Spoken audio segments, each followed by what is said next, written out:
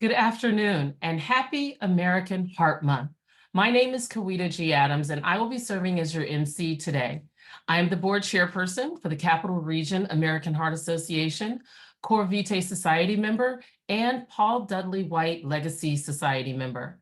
I am excited about today's events because the CheckIt Challenge coincides with my reasons for being an active member of the board and strong advocate for the American Heart Association. First, my why is deeply personal, as my father passed away at the age of 67 from hypertension, stroke, and heart-related complications, which could have been prevented through education and follow-through had we known more about heart disease, stroke, and hypertension. Secondly, as a person of color, the research shows that African Americans, and specifically African American women, are at greater risk of heart-related complications and greater risk of death due to hypertension, heart disease, and stroke. We have to go beyond awareness and move into action in order to live healthier lives, build stronger communities, and yes, live fierce. Thank you for joining us for the CheckIt Challenge Community Conversation, How to Manage Blood Pressure, presented by Baxter and the Kidney Drugs Foundation. The CheckIt Challenge is an evidence-based 4-month wellness blood pressure management program that focuses on improving our health by making simple changes to prevent and manage high blood pressure. Guthrie Health is proud to be a sponsor for the CheckIt Challenge, and especially the 28-day journey to better health and better health paths to help you achieve your health priorities. These journeys provide you with daily emails and reminders with small tips and nudges to help you make the changes you want. Choose from manage blood pressure, eat smart, or move and move more. Start your journey at www.heart.org/Guthrie. Today's session is the first in a series of monthly webinars that will be offered through the 2024 CheckIt Challenge. Organizations and individuals are encouraged to sign up and learn more at www.heart.org/CheckIt-New-York. The CheckIt Challenge is proudly sponsored by Guthrie, Broadview Federal Credit Union, Baxter, the Kidney Drugs Foundation, and media sponsor CNY Latino.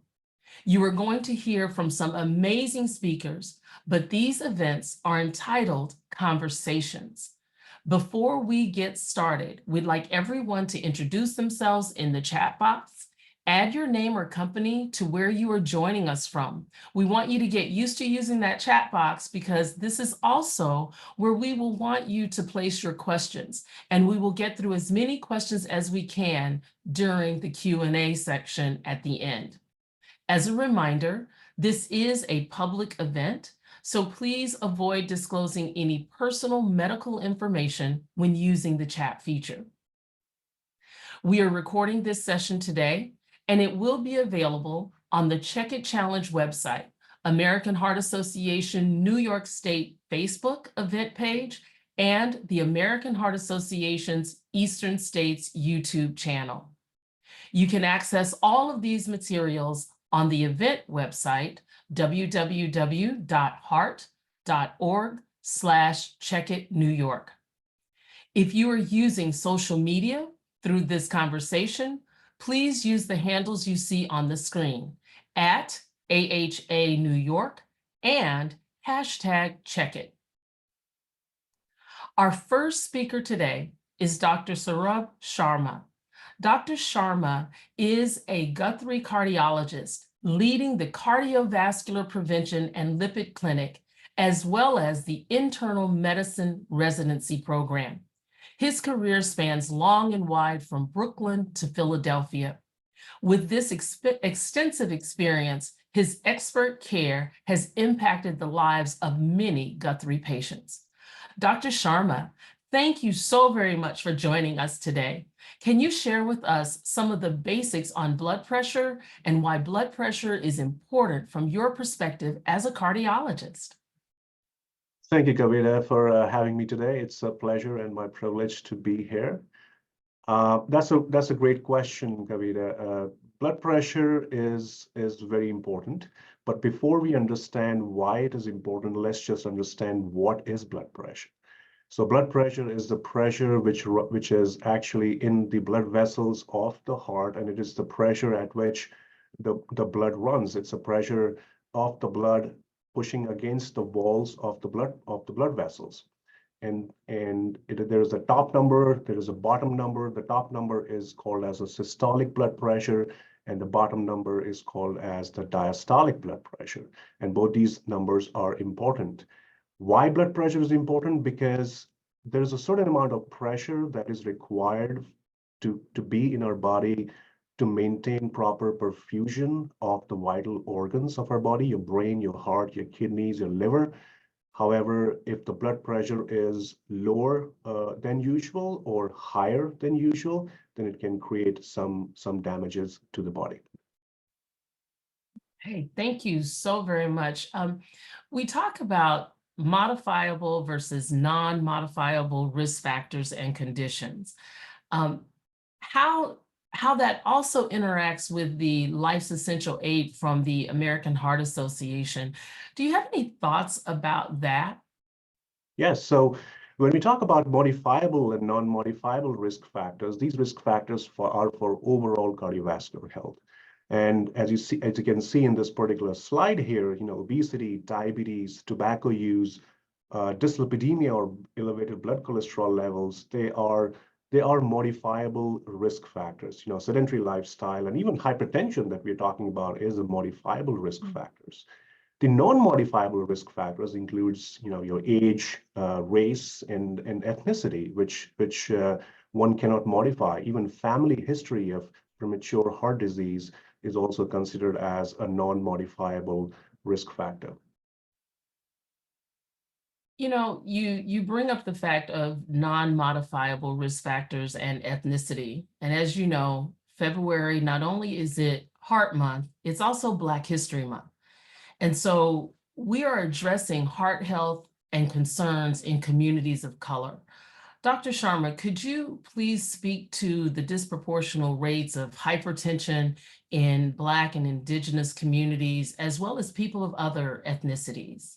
Yes, sure, and that's a very excellent question, Kavita. Unfortunately, in the United States, there are healthcare disparities that we struggle with, and certainly the hypertension actually disproportionately affects certain racial and ethnic groups.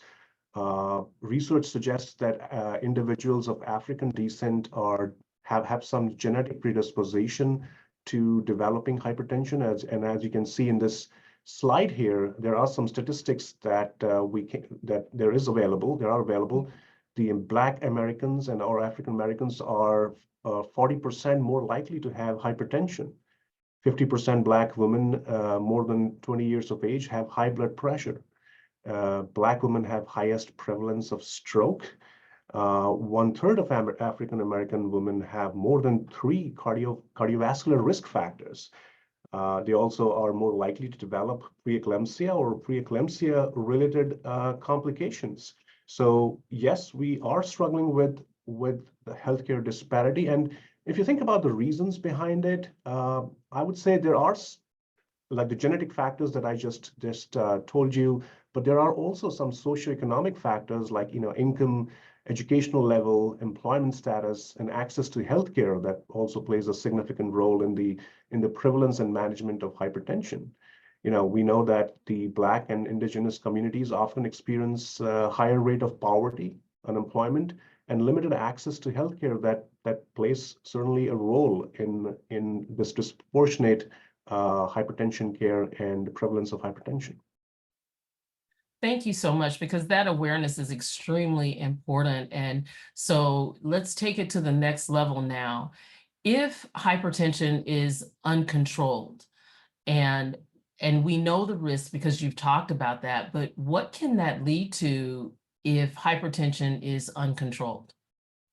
Yeah, so as I told you before, that blood pressure is important to maintain adequate perfusion pressure, but if the blood pressure is really high, it can create problems. And as you can see in the slide here, if the blood pressures are elevated in the brain blood vessels, then it can create strokes. If the blood pressure is high in the heart blood vessels, it can create heart attacks and heart failure, even sexual dysfunction, kidney disease, and sometimes vision loss. And those are all very, very serious side effects or risks of uncontrolled hypertension. So let's talk a little bit about self-monitored blood pressure. And I'm going to ask you just kind of a series of questions, but I think your response will be all-encompassing. In self-monitoring blood pressure, how often should we check our blood pressure? What are the benefits of knowing our baseline numbers? And what are the best ways to check our own blood pressure? And when should someone feel that urge or the need to go ahead and talk to their doctor if they're seeing some numbers fluctuate? Yeah, we get these questions a lot, Kavita, and I think it's an important question that we need to understand the answers to. How often we should check our blood pressure? Well, it depends. If you're a healthy adult, I would suggest measuring your blood pressure at least once every 1 to 2 years. If you are a patient who has some individual risk factors, like I just told you about the modifiable risk factors or non-modifiable risk factors, then at least keeping an eye on your blood pressure once a year is important. For individuals who have a diagnosis of high blood pressure, they should check their blood pressure more frequently. I would suggest every time they see their doctor, or every time there is a change in the medication of hypertension that they have. Your next question was about how beneficial it is to know one's baseline. It is, I would say, beneficial because in the sense if your blood pressure runs a little bit lower, less than 120/80, and you're asymptomatic, it is okay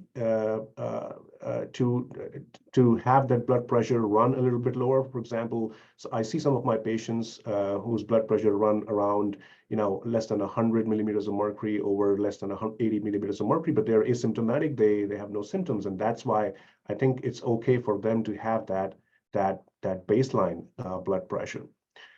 The best way to check your blood pressure, it's very important to check your blood pressure at home. There are various devices available nowadays to check blood pressure, but I suggest all my patients to first completely relax for at least 5 minutes. Make sure that you have not exercised, walked or climbed up a stairs, have coffee, not more than an hour before you check the blood pressure.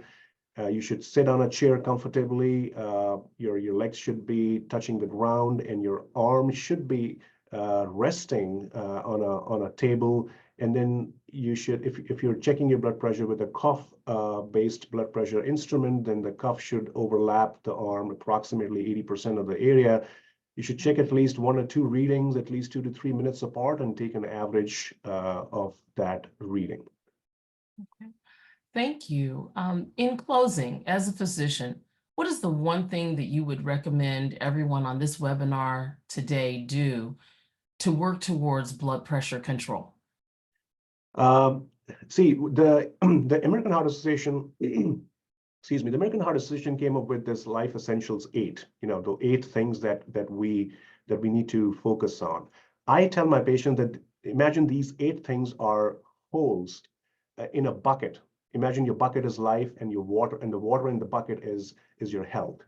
If you need to make sure that the bucket of life remains full with healthy water, we need to take care of each of the 8 holes, not one, not two, all of the 8. So if I need to choose to do one thing, I would basically choose to focus on all the 8 essentials of life. Dr. Sharma, I see what you did there. It's not just one thing, it's all It's not 8. just one. So Yes. awesome. Thank you so very much, Dr. Sharma. If any of you have questions for Dr. Sharma, please make sure that you put them in the chat for our question and answer session later as we move on to our next guest, Dr. Natalie Powers. Dr. Powers began working as a pharmacy clerk at Kinney Drugs in Clayton, New York, when, get this, when she was just 16 years old. She served as a pharmacy intern and earned her Doctor of Pharmacy degree in 2014. Dr. Powers joined Kinney full-time as a pharmacist and was promoted to supervising pharmacist in April of 2015. She is currently the supervisor of medication therapy management and clinical operations. Dr. Powers, welcome to the conversation, and it is great to have you here today. Also, thank you to Kinney Drugs Foundation for their continued support of the CheckIt Challenge. Dr. Powers, thank you for being here. Thank you so much for having me here. It's truly a privilege to be part of this community conversation this year. Thank you. As a pharmacist can really play a critical role in managing and controlling blood pressure. What role does the pharmacist play and have in controlling blood pressure? Absolutely. So as a pharmacist, we're generally the most accessible healthcare provider. So in a retail pharmacy, we are there. We're readily available for questions. There's not a copay or an appointment that has to be made to go talk to your pharmacist. So we're often that go-to healthcare professional for both not just medication advice, but a lot of times medical advice too. In addition, when it comes to blood pressure, we also have kiosks at all of our pharmacies where a patient will come in and they're able to sit down and take their blood pressure, and we can certainly chat with them about any medication related problems, help improve adherence to medications, and so forth. Thank you. So this question is a little bit different. It's estimated that 3 out of 4 Americans do not take their medication as directed. What are some of the barriers that people face, and how can these barriers be mitigated? And what suggestions do you have to help them remember to take their medications and make sure that they're taking it properly? Absolutely. So it's quite the statistic, 3 out of 4 Americans, but I do see it every single day. So taking your medications as prescribed is so important, not only in blood pressure medicines, but any medication, but especially with blood pressure and cholesterol medicines. You know, you might not feel differently when you're taking the medication. So a lot of times it makes a patient think that, oh, maybe this isn't doing anything, but in reality, it's super important. Some common barriers that people do face is drug interactions, possibly affording the medication that's prescribed. And again, if they're feeling good, they might not think that they need the medicine. So as a pharmacist, we do talk to patients all the time about cost-saving options, potentially a medication with less side effects or drug interactions, and just the overall education on the importance of taking that medication and taking your blood pressure when you're not feeling well. We also have a lot of automatic refill programs. And this is where we ensure we fill your medication, we have it in stock, and we also can contact your doctor for additional refills if you don't have any before you run out. So these are all different ways we can help with that adherence factor. You mentioned something really important about the interaction with other medications, but when taking blood pressure medicine, is there anything else that we would want to avoid? Absolutely. So there's a lot of different medications, drug interactions like Sudafeds, different anti-inflammatories, things that you may not know because you can purchase them right over the counter. So those things can definitely increase your blood pressure. So it's always important to go seek the pharmacist if you have a cold and you want to grab some cough medication. Or, you know, we can talk to you about caffeine intake and lots of different lifestyle modifications as well. If hypertension doesn't really have any signs or symptoms, how do we know that the medications we are prescribed are really working? The best way to know if your medication's working is to check your blood pressure regularly. So there is many at-home blood pressure monitors. They're easy to use. A lot of them are affordable, and sometimes insurances will even help to cover the cost. And you can always ask your pharmacist. I go out on the floor all the time with patients to help them find a monitor that will fit their lifestyle. Some monitors are really fancy and they connect to Wi-Fi and they can run reports, and that's great for certain patients. And then other patients might want just a very simple monitor that just shows, those three important numbers: your diastolic, your systolic, and your heart rate. So we always are there for you to go help you choose a monitor. They also have finger and wrist monitors. We really recommend that regular cuff blood pressure monitor. We feel that those are the most accurate. Okay. You talked about the kiosks at the pharmacies. What can individuals do to get the most accurate reading? And let's say that I go and I get a reading and I may be a little bit confused about it. Will the pharmacist recheck my blood pressure for me? Absolutely. We do this all the time. So most pharmacies or grocery stores with a pharmacy in them, they have a blood pressure kiosk that's usually right next to the pharmacy. Sometimes usually a pharmacy is in the back corner of a store. So when you go in, our patients walk all the way back there. So we always recommend just having a seat, relaxing for a couple of minutes, and not sprinting to the back and jumping right on the machine. So just relaxing a little bit before you check your blood pressure, keeping both feet on the floor, and avoid just talking and having a conversation when you're taking that blood pressure.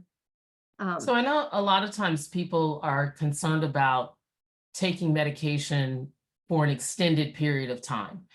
Once you're on blood pressure medication, is it possible to get off of the medication? It is. You'd have to also be making some lifestyle changes as well. So a lot of times if somebody's in like a stage 1 hypertension state, then some lifestyle changes can certainly help to take that blood pressure down anywhere from 5 to 20 millimeters of mercury, really, if you're making big lifestyle changes. So if you're not making those lifestyle changes, you're probably going to have to be on that medication. And there's many different medications we can add or remove, or, make lots of changes that way. But just because you have to go on the medication doesn't mean that you'll be on it for life if you're willing to make some lifestyle changes as well. Okay. And finally, what are some frequent questions that you get asked as a pharmacist about blood pressure medications? Absolutely. So when someone is initially prescribed a blood pressure medicine for the first time, that's when I really see the majority of questions. Like, what's this medication for? How does it work? When should I take it? Should I take it in the morning? Should I take it at bedtime? Are there side effects? Should I avoid certain things like driving or exercising? Is there foods I should avoid? And what happens if this makes my blood pressure go too low? So these are all amazing questions. We're happy to help answer these. And a lot of the answers really depend on the specific medication that you are on, and if there's any interactions in any of the medications that you're using. But as I stated earlier, our pharmacists are accessible 7 days a week, usually morning to the evening. So we are there for you. So please don't hesitate to ask us questions. Just being informed really helps you understand the importance of remaining adherent and making the biggest difference in your life. Thank you so very much, Dr. Powers. You provided some great information. And next time I go to my pharmacist, I'm going to start asking some of those questions too. So thank you so very much. Just a reminder to our audience to please put any questions that you may have in the chat box. Now we'll move on to our next guest, Ms. Nakia Chambers. Ms. Chambers is an American Heart Association board member from the Central New York area. She spent over 2 decades standing at the intersection of social justice and cultural change. She has served at SUNY Upstate Medical University since 2006 and in the offices of student admissions, student affairs, affirmative action, and diversity and inclusion. She presently serves as the Director of Multicultural Access and Programs. Welcome to our conversation today, Ms. Chambers. It is a pleasure to have you here today. Thank you. It is a pleasure to be here and serve with this amazing organization, to speak with you all today. Thank you.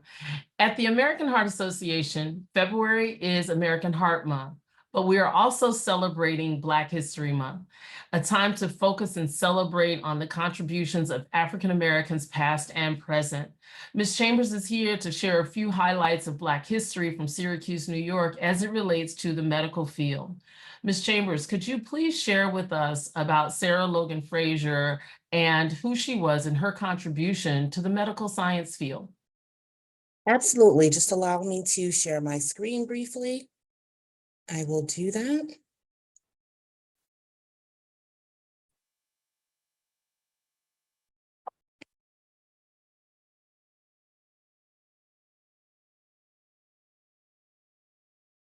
So just to start you off, Sarah Logan Frazier, Dr. Sarah Logan Frazier is celebrated as being the first woman and first Black woman to graduate from Syracuse University College of Medicine. She graduated in 1876, also making her the fourth Black woman in the nation to receive a medical degree. And during those times, as a woman, and especially as a Black woman, those type of things were really unheard of. And so definitely it was very, challenging in order for her to do that, right? So her medical practice focused heavily on pediatric and obstetric care. And it was also due to a lot of personal inclinations that got her involved in medicine. Just advancing. So looking at it, she was the daughter of abolitionists, right? Her father, Reverend Jermaine Wesley Logan, moved to Syracuse as an escaped slave, first migrating to Canada and then settling down here in Syracuse, and married her mother, Carolyn. The both of them served as abolitionists and actually individuals who were very instrumental in the Underground Railroad. He is celebrated for harboring and helping to free over 1,500 slaves to escape to freedom in Canada. Her father is actually referred to as the Underground Railroad King, and he worked very diligently in order to do that. Their home, which is located in Syracuse on the corner of East Genesee Street and Pine Streets, there's actually a marker that is there that celebrates the work of her father. And alongside with that, working with Harriet Tubman in those efforts. He was very instrumental in also the story of Jerry Rescue, which was a fugitive slave who was escaped capture during the Underground Railroad times, whose statue is downtown here in Syracuse. She lived during extraordinary times, right? So we talked a little bit about this. During the Underground Railroad, fugitive slave laws. But what really got her interest into medicine and helping others was the work of her parents. Many times she had a lot of the slaves living in her home. So she was bandaging wounds. She once helped Harriet Tubman bandage the wound of a little girl that was coming through her home. And so it got her interest spirit in helping others and giving back. She also had a lot of loss of her loved ones. She was 5 of 8 children that lived in her home. She had a younger sister who passed away when she was 5 years old. She had a brother pass away when she was 11, and then she was only 17 and 22 when her parents passed away. So she had a lot of loss in her family as well. Going through it, she also knew who to get advice from. Being with such a prominent family, she actually had as a family friend, Frederick Douglass, who she saw as a mentor. And she also looked at one of her professors who actually got her into looking into medicine, Michael Benedict, who actually told her and convinced her to apply to medical school. This is actually a picture of who she knew not to listen to. So this was one of her classmates that had some interest in her while she was in medical school and actually told her that she should not continue on in medical school and marry him because she would gain more, I guess, prestige as being his wife instead of being a doctor. And she declined his offer, declined his proposal, and looking in that. This is actually a photo that resides here in our library and artifacts in upstate. This is actually her graduation photo. Frazier was admitted to Syracuse University School of Medicine at the age of 23. During that time, her enrollment was celebrated in the Syracuse newspapers. It was an issue in the forefront of women's rights that were moving in the right direction. And she sort of opened the doors for women, for not only women, but also Black women. After graduating, she began interning in pediatrics and obstetrics at Women's Hospital in Philadelphia, and then continued on to the New England Hospital for Women. During this time, again, women's suffrage movement. So at that time, she could only serve women and children in that capacity. So she actually developed and did some research in a couple of things, looking at the way color and art therapy engaged in the process of helping people in a hospital setting. Probably most prime, she became the first woman doctor in the Dominican Republic, right? So she was introduced to her husband by Frederick Douglass. He was a chemist by the name of Dr. Charles Frazier. They were married in 1982, and shortly after had their daughter, Gregoria Alexandriana. And she actually moved to the Dominican Republic, where they actually opened a pharmacy. Till this day, she is still praised in the Dominican Republic. She was known as Miss Doc. After a while, her husband passed away in 1894, and they owned a plantation and the pharmacy. She was unable to do both, so she returned to the United States.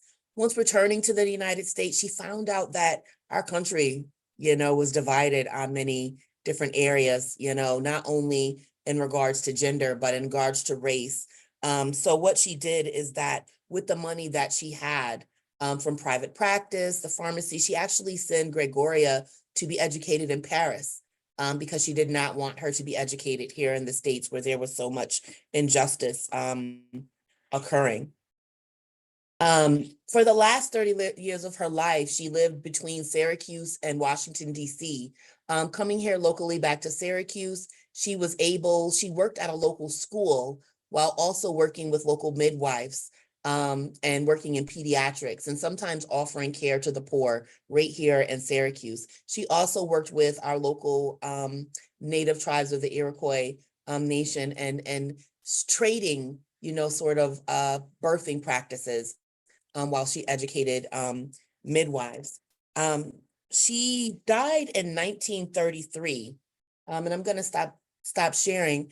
She died in 1933 with kidney disease and Alzheimer's. She's actually buried in Maryland, but there is a marker for her family at the intersections of Columbus Avenue and East Genesee Street, where there's a park. It's the Sarah Logan Frazier Park. And there's countless things here at Upstate, which is the predecessor of Syracuse College of Medicine. So we take pride and ownership of the life of and legacy of Dr. Sarah Logan Frazier. Thank you for sharing that information, because what a pioneer during a time when it was unheard of. And despite the limitations, she was a huge contributor in both the United States and the Dominican Republic. And so thank you for bringing that to our attention and helping us learn a little bit more.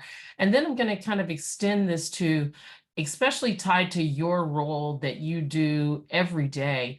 Why is it so important to acknowledge this history of the contributions of people of color and of African Americans, so that we have that diversity in medicine? But what is the significance and why is this so important to us, not just in February, but all year long? It is said, based upon research, that there are better patient, outcomes if they have a doctor or a physician or a clinician or a nurse that looks like them, that can understand what they're going through, that, sort of that they can see themselves in. And so part of my role here is to keep that going, is to keep opening the doors or window so that there's access into our healthcare professions. So if they're saying there's better patient concordance with that, and that we can have better patient outcomes, the right thing to do is ensure that individuals are moving through those seats to become healthcare professionals, and they're more knowledgeable, not only on a clinical or scientific level, but more on a personal level. And so I think that's why it's really important.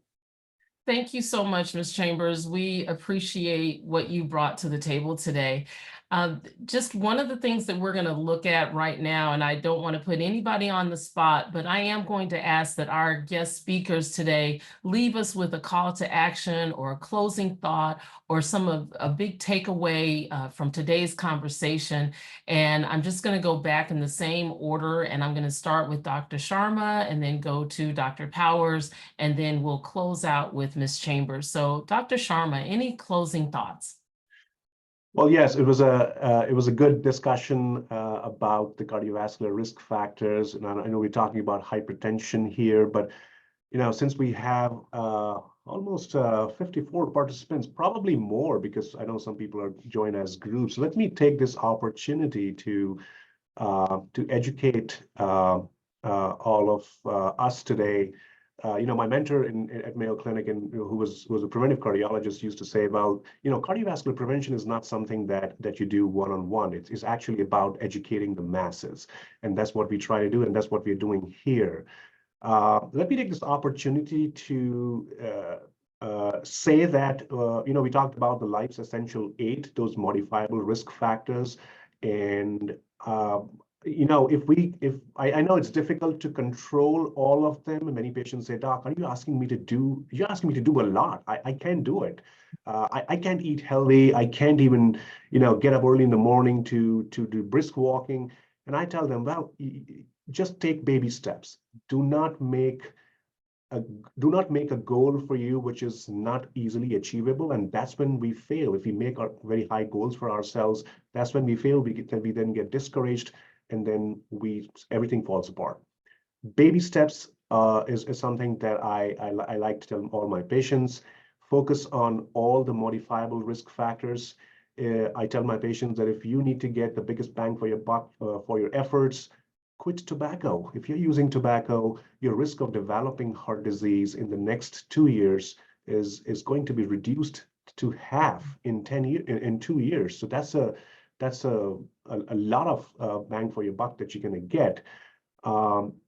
Control your cholesterol. The cholesterol was found to be the most attributable risk factors in cardiovascular diseases. So talk to your doctors, follow their advice, be compliant with the medications that you have been prescribed. And we all work in an interdisciplinary team. We have nurses, pharmacists, other healthcare providers that work together. If you have any questions about any of your care, your healthcare provider will be more than happy to assist you. Thank you. Thank you so much, Dr. Sharma. Dr. Powers. Hello. Yes, I just wanted to share a really quick story just to show you that your pharmacist is certainly accessible. So I recently just lost one of my favorite patients. He was 97 and he had lost his wife probably about 10 years ago. So he was kind of a lonely guy, and he would come to the pharmacy every single morning just to come check his blood pressure at our kiosk. So I absolutely loved seeing him. I always heard his feet coming shuffling down the aisle, and he would come in and I would say, how's that ticker doing today? And he would have this funny little smile on him, and he'd walk over to me with his little receipt that our kiosks print, and it would be perfect every single time. He wasn't on one medication. He was a very healthy guy, but he just wanted the encouragement and the attention. So the bottom line of that story is that your community pharmacists are here for you in ways far over just dispensing your medication. So we like having that relationship with you, and we don't want you to ever hesitate coming to us. We're happy to help you set timers, find a pill box that helps work best for your regimen, help you create a blood pressure or a diabetes log, so much more. So bottom line, don't hesitate to include your pharmacist in your health journey. We're accessible. We're here to encourage you, support you, and care for you. Thank you. Thank you, Dr. Powers. And Ms. Chambers. Yes, I also like to, end with a story. So my why has grown. So recently I lost my mother, and it was a combination of lung cancer and also cardiovascular health. And I remember the past couple of months just going to the doctor with her, and she was saying that she was on high blood pressure medication, but she decided to take it because one day she tested herself and it was lower. So she figured that she did not need it anymore. And as her health got, worse and worse and worse, that was something that constantly came up of why did you stop taking your medication? It was prescribed because it was needed, and not having the proper health literacy to know how to engage that. She actually, passed away due to the combination of her lung cancer and her cardiovascular health. And, and also stroke. And so just having health literacy, I would have to, even talking to your doctor, your pharmacist, individuals who are around you, make sure that you know. I challenge our health providers to make sure that they know, the impact of those conversations happening. So I just want to uplift the message of health literacy and understanding. Thank you. Thank you. We have a few questions in the chat, so I am going to ask if our guest speakers could come on so that whoever's going to answer, you're right there ready to respond so we can go right through with these questions. The first question is, is there anywhere that can verify that our blood pressure machine is giving the correct reading? I can take that question. Okay, So, go right ahead. yes, I was just about to respond by typing in the chat. So our blood pressure monitors at the pharmacy are regularly calibrated by a professional company. So if you ever do have a question about your at-home monitor, you always could come in and take your blood pressure at our kiosk at the pharmacy. And then like 3 to 5 minutes later, sit down and take it with your at-home monitor. And it's not going to give you the exact reading, which is why we recommend taking an average of 2 readings, but it can give you a ballpark idea of what your blood pressure is. It really depends on the brand of the meter that you purchase, because they certainly will come with a manual, and you could always contact the manufacturer of the machine to see if they do any calibration as well. Thank you, Dr. Powers. Jim McKinney has a question. If my blood pressure is in the normal range, is there any benefit to monitoring more frequently than 1 time per year? Yes, I responded to that chat, but I just want to say that yes, if your blood pressure is normal, the only way we know it's normal is because if we keep checking it frequently. And nowadays blood pressure monitors are available over the counter, and all it takes is 2 minutes to check your blood pressure. So I think my suggestion would be to check it more often, just to make sure that this easily preventable risk factor is under control. Thank you so very much. Are there any other questions? I don't see any others, but if there are any others, please put them in the chat. Well, thank you so very much to our amazing staff at the American Heart Association for all your hard work. Mackenzie is on the line. We have Brittany and also Kathy. Thank you all so very much for all that you do. And Ryan with our technology, thank you so very much. We appreciate you.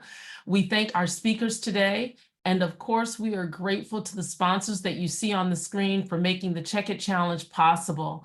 Again, thank you to today's presenting sponsors, Baxter and the Kinney Drugs Foundation. And last but not least, we want to thank each and every one of you in the audience for joining us and for participating today. Your registration from this event gives you access to all the future webinars in the series. The next CheckIt community conversation is how to eat better and manage health. And it will be on Wednesday, March 28th at 12 p.m. And we hope to see you there. Keep checking your blood pressure. Let us know how you're doing by tagging the American Heart Association at AHA New York on Facebook, Instagram, and Twitter using #CheckIt.